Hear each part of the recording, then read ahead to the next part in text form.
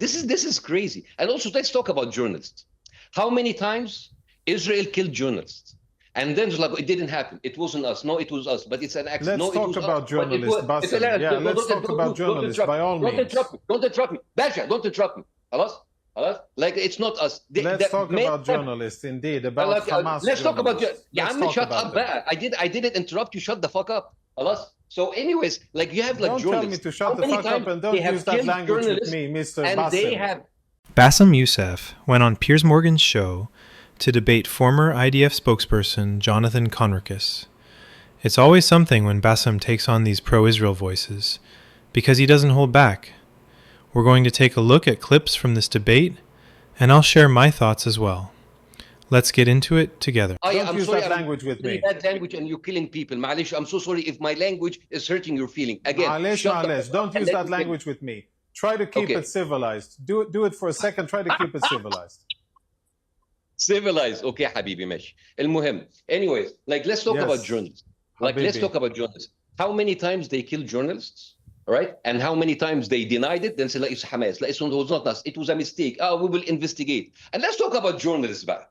Let's talk about Asa Winstanley, a British journalist in London. His house was raided by British police for writing and exposing Israeli war crimes, for exposing their claims on October 7th, for exposing the rape hoax. He debunked the rape hoax. He exposed the Hannibal Directive. This is a guy sitting in London talking about a foreign country, and he was raided by British police.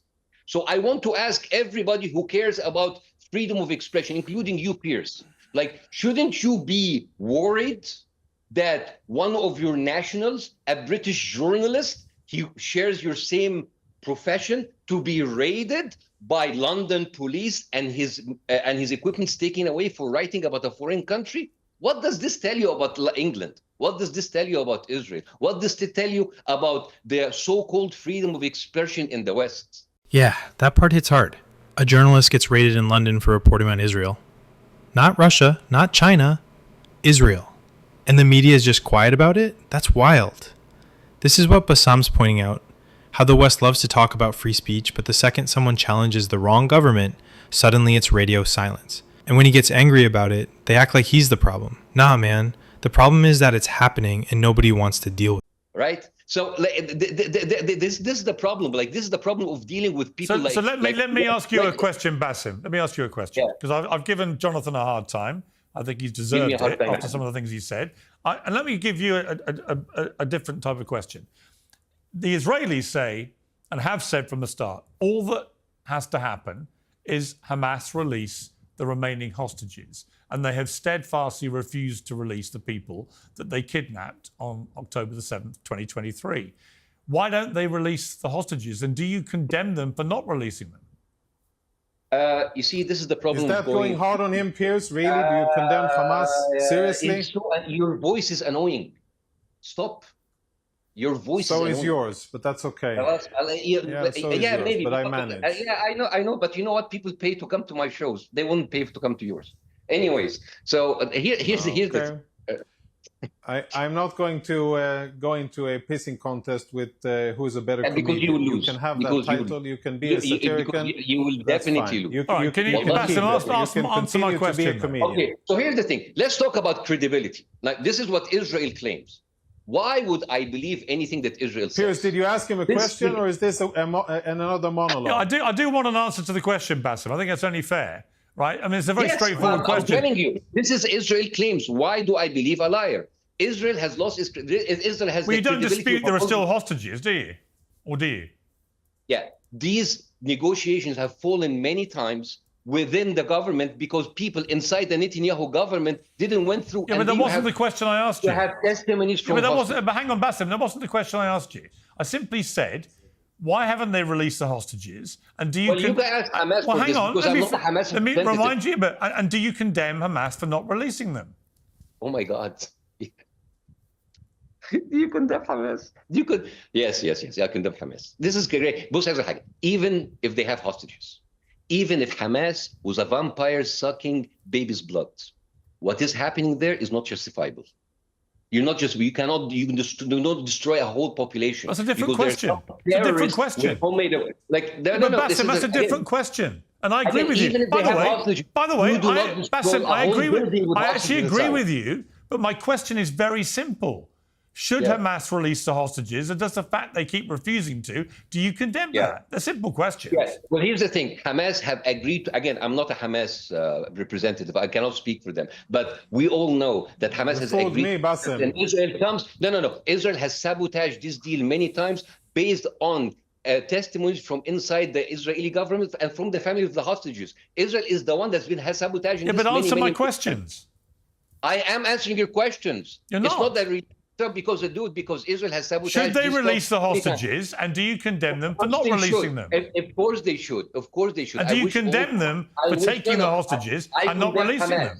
I condemn Hamas for not releasing the country, and I condemn Israel for keeping more than 25,000 hostages in Israel.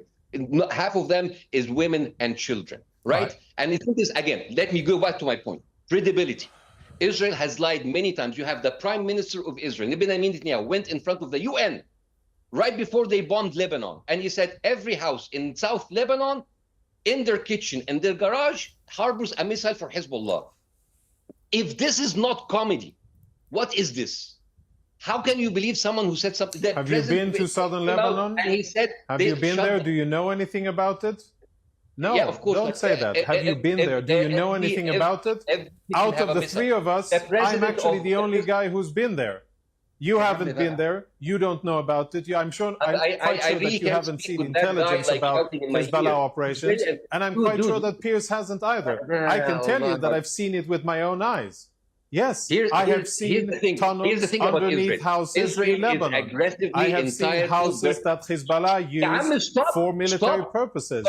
And when you speak about lying, well, at least you should have something to back up your claims. You're saying nonsense. You don't know what you're talking about. You're cheap TV Can you not? Don't talk over each other, Jonathan. There's no point. Let Bassam finish and then respond. It's fine. Shut the fuck up. All right, finish your point, Bassam, and let Jonathan respond. It's fragile, always deeply hurt state. While doing that, they're doing that while holding the gun. Israel is what happens when you give a very advanced military to a Karen. Actually, he looks like a Karen. He looks like the male Scandinavian version of a Karen. Actually, he looks like he swallowed the Karen. But Israel is the only place where you can bulldoze a house and then sue you for scratching the tank. But dude, everybody knows that you're lying. Your neighbor knows that you're lying. Your barista knows you're lying. Even your GPS avoids your house because of the sting that comes from your vicinity. Everybody knows you're lying. Well, I would say this. All right, let me jump in. Pathologically lying. Okay, let me put it this way. You know what, Jonathan? You're perfectly entitled to not care what I think about any of this or what Bassam Youssef has to say about it, because obviously he has passionate views on the other side of this. And I've changed my views, as you know. I've said this to you very clearly. But I'm not the only one. What would concern me right now, if I was Israeli or Jewish, actually, is if I read Thomas Friedman's column, which was very powerful, and I urge people to read it today on the New York Times website.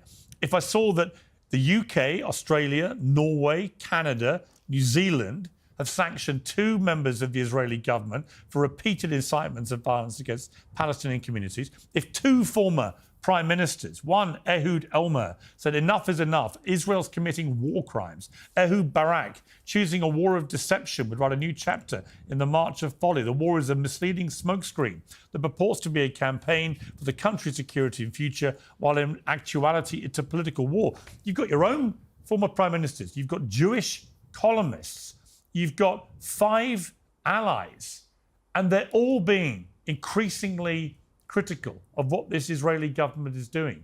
Why does that not concern you? So let's address that. First, let's characterize the countries that are part of that. Norway is not an ally. Norway has been really the tip of the most extreme part in Europe. Let's take the UK. Propagating for a Palestinian state at all costs. Yeah, I will. And as I said in the beginning, I am indeed worried. I'm saddened by it. I think that it is a wrong decision.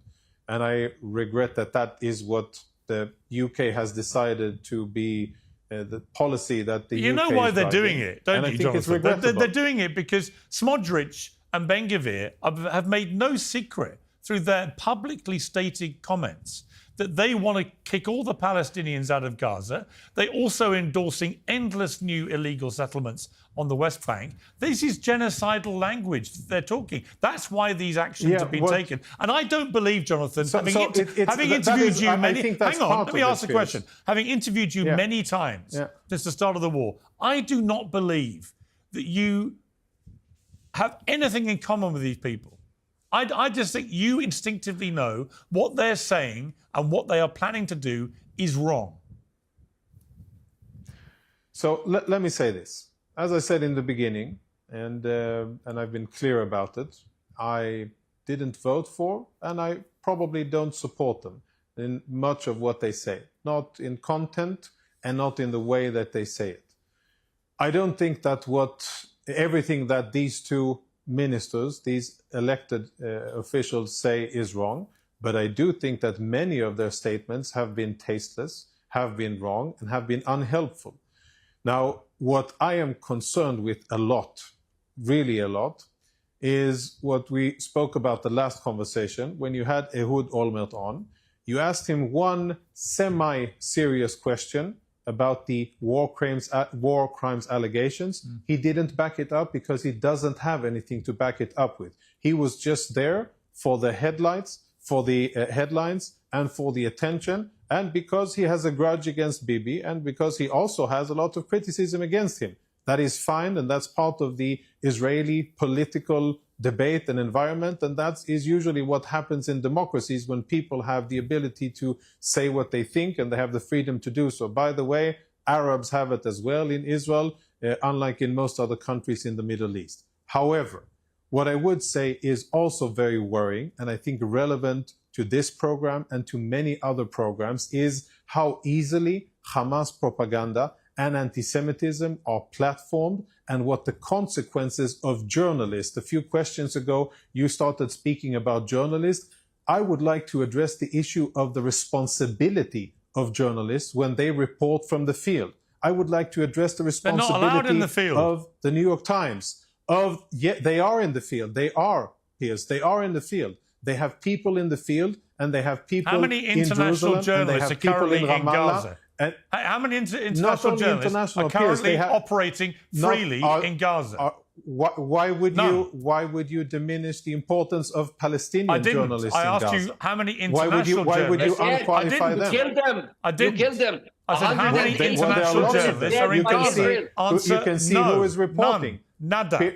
Yeah, you can see who is reporting. All of the major networks are reporting from Gaza. If you don't like the reporting from Gaza, then let international journalists in. But you won't. And there's only one reason you won't, because you don't want journalists. You don't want journalists to actually report what's happening. You would rather smear all Palestinian journalists as Hamas. We are in agreement, Piers, we have covered it, and I have already said that we are in agreement that you and I have said to Israeli counterparts off media that I think we should allow journalists in. We have said that, and I think you don't need to use it every time I start to make an argument of something that is remotely and you keep questioning the integrity of Palestinian journalists who are getting killed in large numbers, record numbers, in fact, but you won't let the international journalists in. And I will continue to do that, Piers.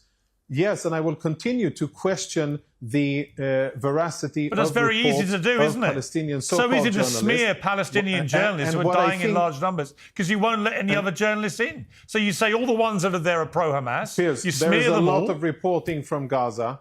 There is a lot of reporting from Gaza, and really, I think it's fine that you have a point to make, but you cannot say that every time I open my mouth and I speak about press coverage or falsifying reality or repeating Hamas propaganda, that cannot be the answer that you use each and every time that I make a point about reporting and responsibility of journalists and editors. It cannot be. I can, Jonathan. I'll tell you why I can. No, it cannot be. Let me answer. No, I'll tell you why I can. You can do everything. I'll tell you why I can. But at the end of the day, I think responsibility goes both ways. Let me answer you. Yeah, let me answer but responsibility as a journalist also goes both ways. Stop talking and let me answer you. Right? This is the reason I can. By all means, Piers. Because ultimately we've got to a place in this war where Israel denies or cast doubt over anything that happens which reflects negatively on the IDF or the Israeli government. Anything. It's all just dismissed as it didn't happen like that. That's also we'll launch not an true. internal investigation ourselves. If we're honest, blah, blah, blah. that's not true. And so the overriding answer to all of that problem,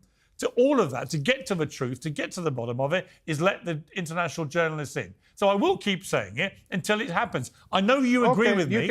I know you agree with me, Piers. but That's you fine. agreeing with me doesn't make it change. Yeah. Okay, well, yeah. As I said, you can keep on saying it, but I would keep on saying that I think journalists and editors have responsibility for the lies that they spread. All right, so let's just be honest. This wasn't some balanced debate. This was Bassam Youssef going head-to-head with a government mouthpiece and refusing to play the polite game. He wasn't there to make friends. He was there to break the script. We saw it all in this clip. The denial of war crimes, the obsession with tone while kids are dying, the complete silence around a journalist getting raided in London just for writing the truth. Bassam wasn't just calling that out. He was showing what happens when people in power hide behind civilized conversation to avoid accountability. And honestly, the most telling part, every time he made a real point, they either dodged it, changed the subject, or said, watch your language.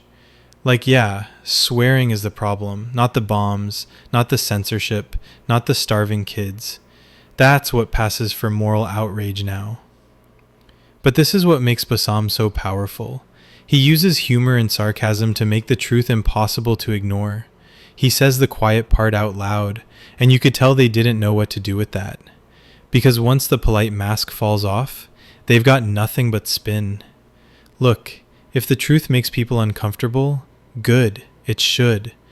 And if the only thing you care about is whether Bassam was being nice, then maybe you're not ready for the conversation at all. Anyway, let me know what you think in the comments. Do you think Bassam went too far, or was he saying exactly what needed to be said? Make sure to like the video, subscribe to the channel, and I'll see you in the next one.